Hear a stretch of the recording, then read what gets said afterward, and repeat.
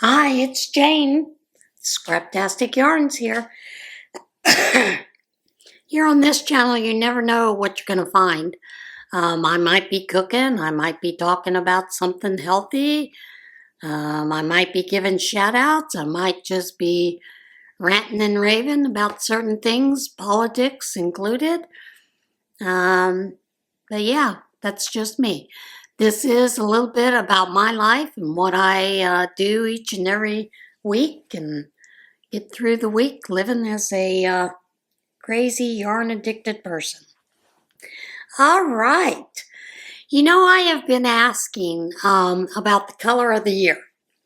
So I took time to go search for the Pantone color of the year.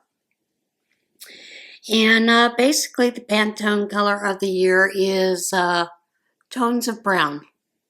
Most especially a mocha mousse. And that is this colorway right here in the center. They range from cannelloni cream, cream tan, safari, Sirocco, and then the Pantone mocha mousse, chanterelle, Baltic amber, and chocolate martini. And those are the colors of the year. So we know Crystal, Bag a Day, is in her element since brown is one of her favorite colors. All right, guys. As far as finished objects, I did finish the poncho. Now, this poncho is called the Crochet Amber Poncho. There is a seller that sells this pattern, I believe on Etsy.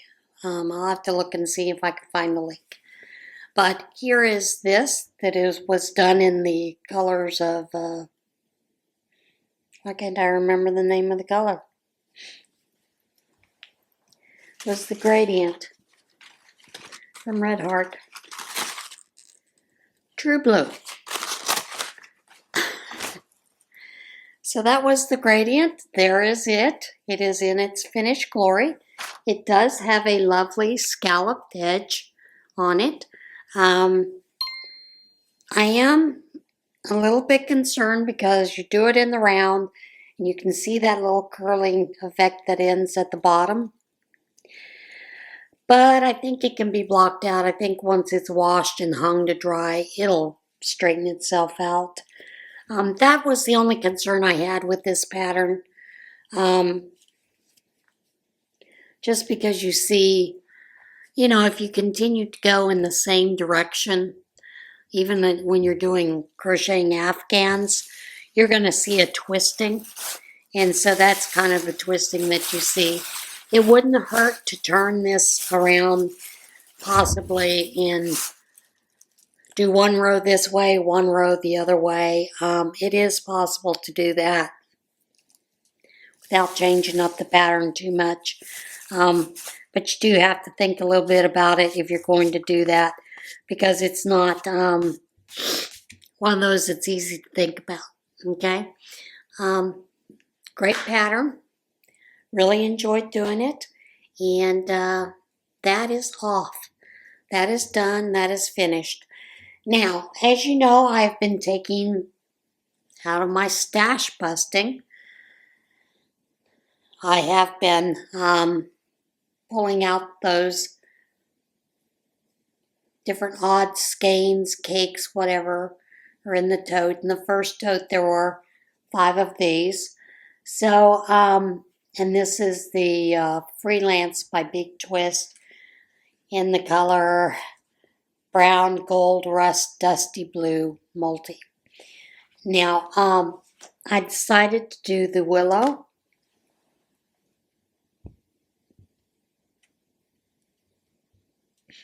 I have a cat reaching down to pull my hand down. He needs pets, I guess. I don't know what he needs. It's interesting when he does that. But I have been using the willow block for this pattern. So I have crocheted several blocks out of it, and there is one of those. There is another one. Here is another one. And these are not all going to be the same, and that's fine. And I'm going to put them together for a garment. Now that garment is one of those that I've seen on, I want to say it's Crochet City or Crochet City. It's an ad on Facebook that generally just takes 4 big motifs on the front, 4 on the back, and then you have 4 for each sleeve. And the way they show it is laid out, and then you pick it up and it makes the garment. I am going to use that concept, but I am going to do more squares. So out of this, I was able to get, out of one, I was able to get 6 squares with about this much left over. So I think this will probably make about a half of a square, maybe a little bit more. So I think I will have enough to make a garment with all 5 of these, and that is going to be my biggest focus this week. As you know, I've been sick all week, so I was surprised I could even get anything finished or even work on anything, because most of my week was spent sleeping. Completely knocked out. And I do mean completely knocked out.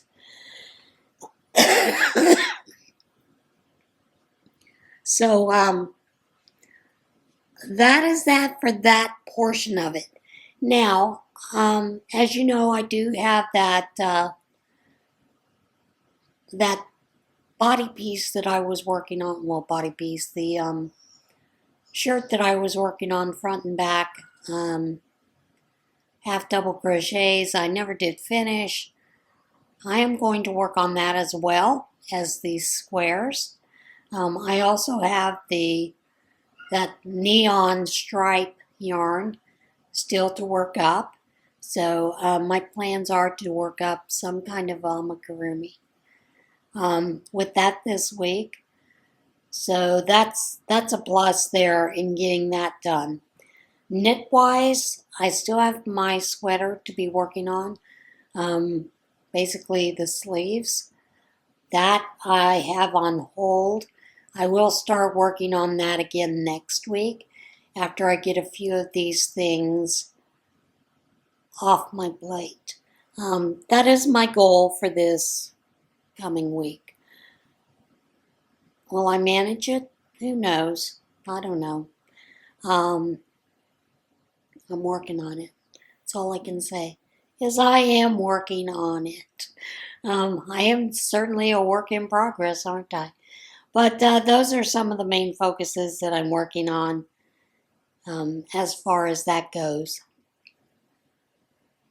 So I will be taking that shawl to its owner tomorrow and getting my new driver's license. Have to re-up it. That's always such a pain to do. But I guess it'll be worth it, you know.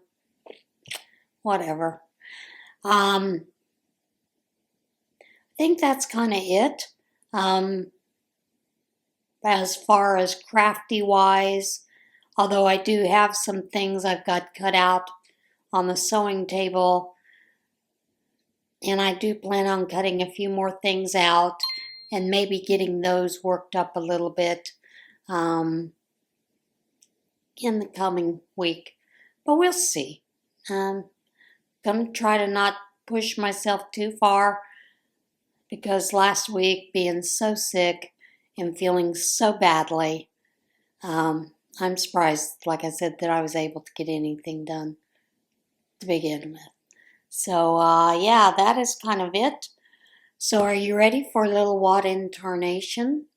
I know I am. And I have some shout-outs for you today. All right, our first story comes from wildlife officers rescue 30 cold, stunned sea turtles in Florida. You know, this snow has brought such interesting things for a lot of southern places this week, as well as Florida.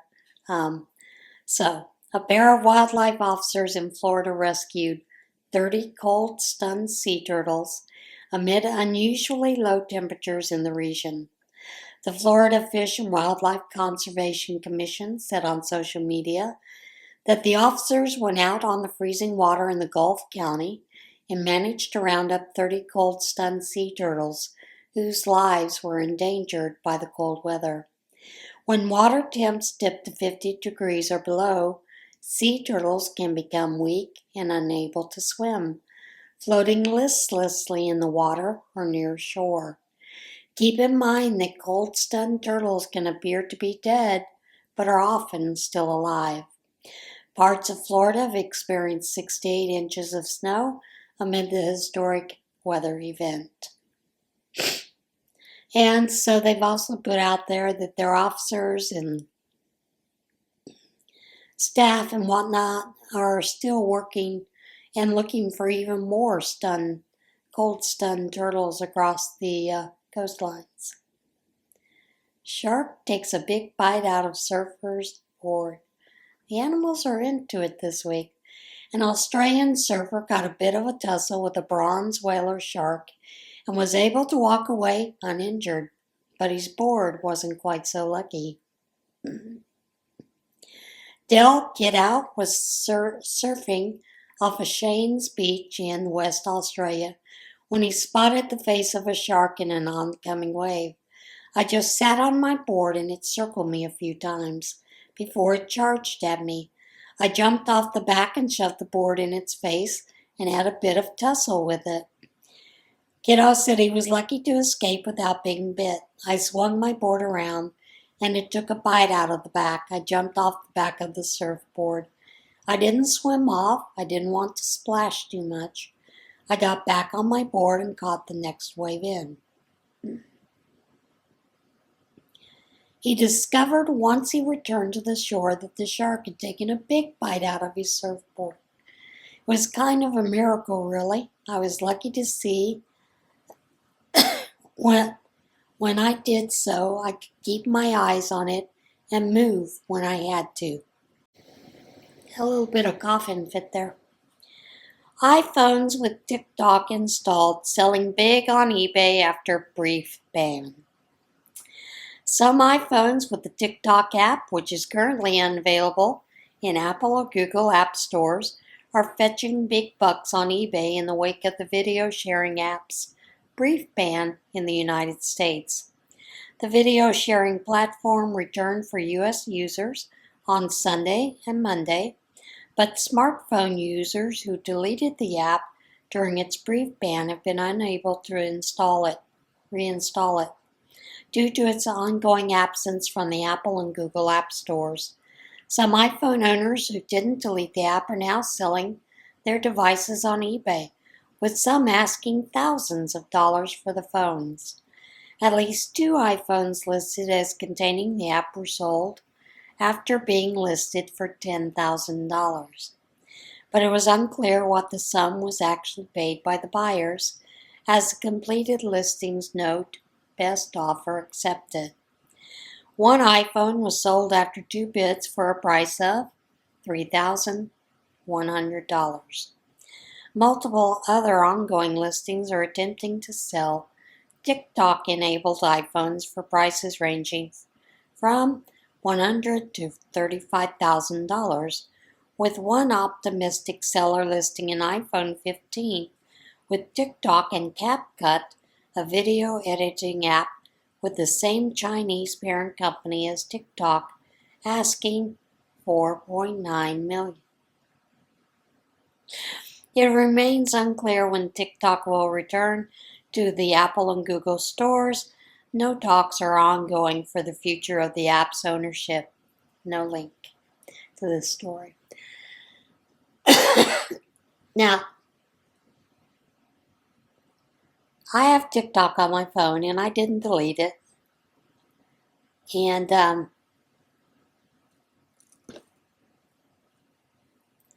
did find it interesting that so many people are trying to sell their phones with it. Now, do I think that TikTok has a definite future? Maybe. We don't know. Like I said in one of my other videos this week, there is this theory that Meta purchased TikTok. The algorithm is different, which I'm sure it is. And there are some of the features of TikTok that you cannot access yet. I don't think you can join their affiliate program at the time right now. Maybe you can, I don't know. But yeah, it's just, rather interesting to see what will happen with TikTok. And I do find it interesting that TikTok, even though there are a lot of, shall we say, right-leaning people on TikTok that use it for freedom of speech and to talk about their things, there's a lot of left-leaning on there as well.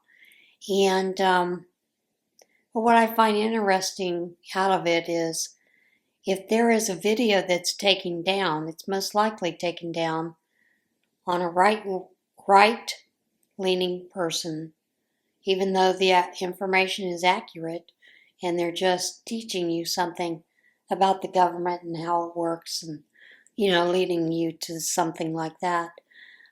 As far as we've seen on TikTok all week long, threats against ICE, against Donald Trump, against even supporters of Trump as well, and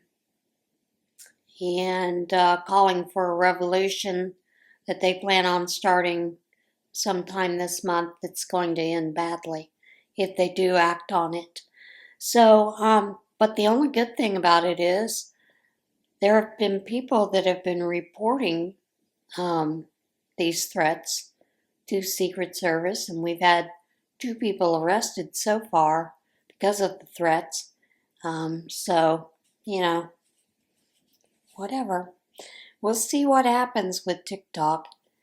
And like I said, it's not solely owned by China. And our own government sells our information, so, they're the biggest threat to our security, our own government. So, I don't know, just find it interesting. And I'm sorry, I don't see how someone looking in on my my life with cats or yarn is really getting any government secrets, but whatever. All right, hair gets interrupted when cow forces its way into a barbershop. Customers and stylists in a barbershop in China were left scrambling for an exit when a cow pushed its way through the door and ran through the small shop. Footage recorded at the barbershop shows the cow pushing the door open, running into the shop, bumping into multiple pieces of furniture, and sending customers in their salon capes rushing for the door. The cow eventually calms down and stands placidly at the counter, awaiting capture. The cow was reported to have become agitated while being loaded into a truck and fled from its owner, ending up inside the shop. The bovine's owner was fined about $137 for failing to control the animal. Mysterious lights. Oh yeah, we've had a lot of those. And drones like crazy. Mysterious green light over Ontario, most likely a meteor. A mysterious green light caught on camera in the night sky over Ontario was most likely a meteor, one expert said. A Stittsville resident's doorbell camera captured footage of the green light appearing to fall out of the sky about 9:15 p.m. Tuesday. The International Meteor organization logged numerous reports of a fireball sighting at the same time in Ontario, Quebec, and New York. Gary Boyle, aka the Backyard Astronomer, told CTV News the object could have been a meteor or even space junk, but most likely a small piece of leftover material that created the solar system. Now, our last story, I'm sure, has to be one heck of a problem. And I can't imagine getting these rats addicted to drugs in the way that they did is very helpful to keeping the locker safe. Drug-addicted rats destroying evidence in Houston police lockers. Police and city officials in Houston said evidence in storage lockers is being destroyed by drug-addicted rats. Mayor John Whitmire said at a news conference that drugs being stored in evidence lockers are attracting rats that feast on the illicit narcotics and cause damage to other evidence in the process. We've got 400,000 pounds of marijuana in storage that the rats are the only ones enjoying.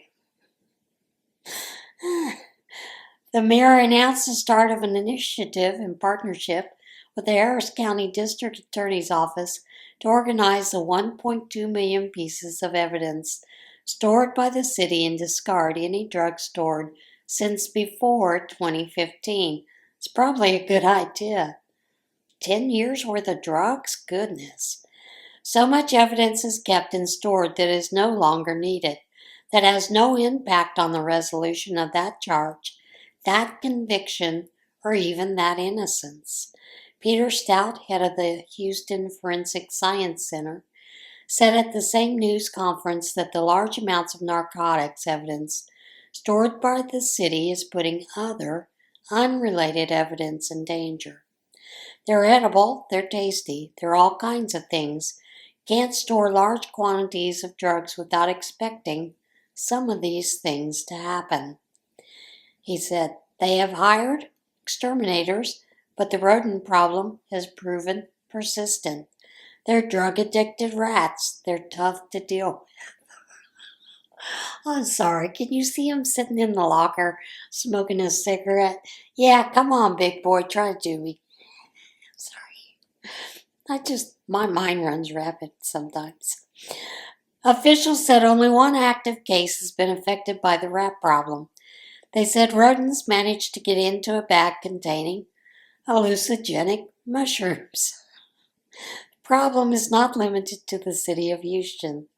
New Orleans Police Department officials said in March 2024 that drug evidence was under assault from pests, including rats and cockroaches. Good grief. Could you imagine?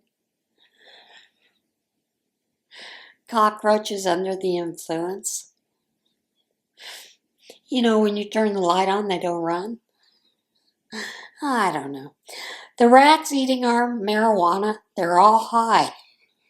Police Superintendent Ann Kirkpatrick said at a meeting of the City Council's Criminal Justice Committee. I'll bet that's an amazing thing to see. Animals stoned out of their court. I'm sorry, folks. It just cracks me up. And like I said, my mind just goes crazy. I see these little rats, in their little fedoras, standing on the street like a drug dealer. Okay. Let's do the shout-outs first. Add some stitches. This is Megan. She is a fiber artist, creator who loves crochet and all things handmade. She makes whimsical things out of string. She loves to make hats and little critters. Her favorite color palette is pastel rainbow. Here you will see behind the scenes of the creative process, making fiber arts, and of course, some tutorials.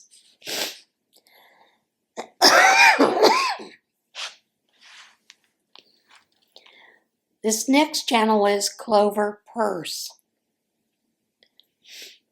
This is Chloe and Pierce. They love to thrift, dumpster dive, find anything secondhand. They are just starting out their channel.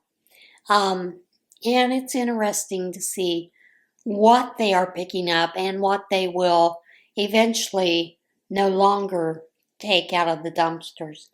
But like I said, it's amazing to see the amount of things that are tossed away that are still good. I watched one yesterday by them where they'd gone to an Aldi and another food store, and the produce, I mean, there was nothing wrong with it, and it was just being tossed. Now these two have a couple of blessing boxes in their neighborhood, so they do take those things and fill the blessing boxes, as well as keeping some of it for themselves, which there's nothing wrong with that, you know? The next one is Mayfi Creations.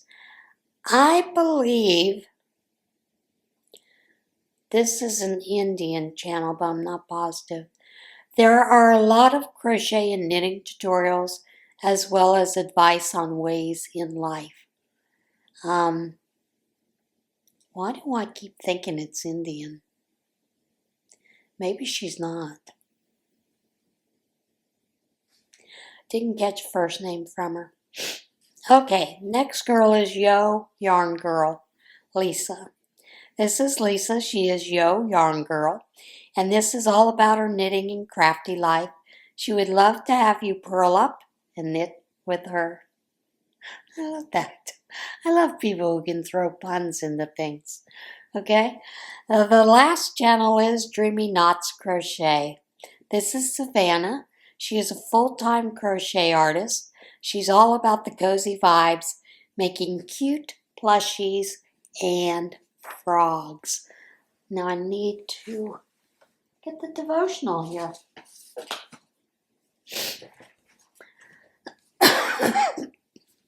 And our devotional is, with God, I always have hope. This is a book that I picked up at Holly's.